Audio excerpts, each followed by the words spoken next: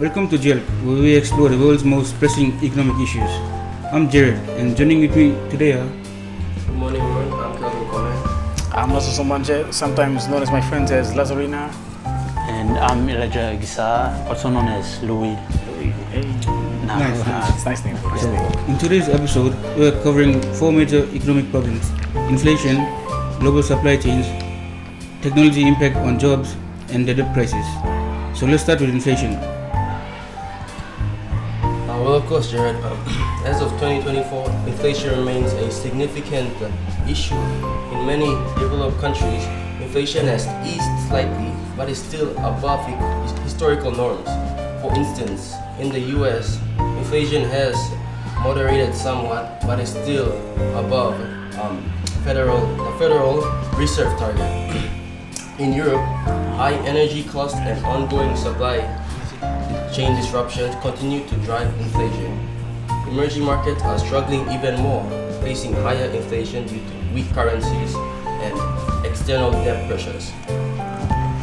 So, Kelvin, it's interesting how inflation varies across different regions. For example, like in the Pacific, here in the PNG, and like countries in North America.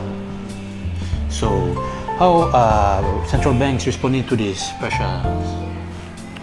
Well, Elijah, central banks are primarily addressing inflation through interest rate hikes. While this approach aims to cool down the economy and bring inflation under control, it also risks slowing down growth. Countries are walking on a tightrope, managing inflation and maintaining economic stability. So Kelvin, these rate hikes can also affect consumer spending, right? Exactly. Higher interest rates can lead to reduced consumer spending and borrowing, which can have a cascading effect on the economic growth. Nice. So, moving on to global supply chains. Elijah, what are some latest info on this? According to some research that I done, I'm not quite sure if it's exactly from where I see point, but like guys. So the global supply chains are still in a state of flux, like due to the pandemic and the recent wars that are going on. So and the pandemic also exposed vulnerabilities and geopolitical tension between major economical powers like the US and China. And this have only like intensified these economical issues that we are facing. So, and we are seeing in key areas like semiconductor production and raw materials, like start facing certain issues because of the tension now. And also, companies are now reevaluating their supply chain strategies, with many companies considering to diversify or restoring their suppliers to mitigate their risks. Elijah, those disruptions have significant impacts on the cost of goods and services. How are some businesses and consumers coping? So many businesses are facing increased costs, and in turn these are making daily life harder for everyone, mainly the middle class and lower class, since increased costs means products, their daily essentials to survive are very high. So this are causing many people to suffer and still causing them to companies are trying to find alternate ways to address these issues, but can't really do this. Well, this is a challenging situation with wide-ranging effects. Now, let's discuss technology and employment. Lazarus, how is technology affecting the job market today? First of all, thank you, Kelvin. And technology is a double-edged sword when it comes to jobs. On one hand, AI advancement and automation are increasing efficiency and creating new roles in technological-driven sectors. However, they're also displacing jobs, particularly in industries like manufacturing and retail. The challenge is ensuring that workers have the skills to transition into new roles created by technological progress. So, what are some ways to support workers through these changes? Investing in education and retraining programs is crucial. Governments and businesses need to focus on upskilling workers and providing support for those affected by job displacement.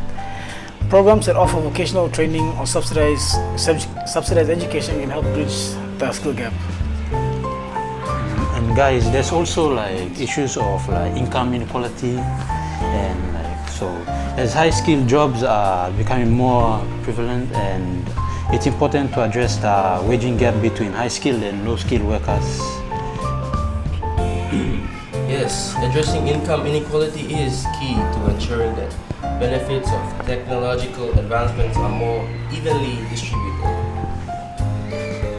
So finally, let's move on to the debt crisis. Kelvin, what's the situation with this global debt levels? Well, the global debt crisis is quite concerning actually. Many developed countries have high debt to GDP ratios, which can be manageable for some due to strong economies. However, others are struggling with unsustainable debt levels. Emerging markets face even greater challenges with rising debt and higher borrowing costs, which can lead to financial instability. Kelvin, an high debt often leads to austerity measures, which can have severe impacts on social programs and services. Okay, managing debt while trying to maintain economic stability is difficult. It's a difficult balance because like the economy is always changing and it's also unpredictable. So it's quite a challenge for like countries to predict what happens next. So that's why. And countries find it hard to reduce debt without undermining growth or social support systems. Great. So, what are the key takeaways from today's discussion? The main takeaway is that this issues are interconnected, multi-phased approach from managing and inflation and debt to adapting the technological changes and improving supply chains. And also, staying informed with proactive is essential. Understanding these issues help us make better decisions and advocate for effective solutions. So, that's all for today's episode of Exploring Economic Issues. Make sure to subscribe and follow, and make sure to stay tuned for next week's episode.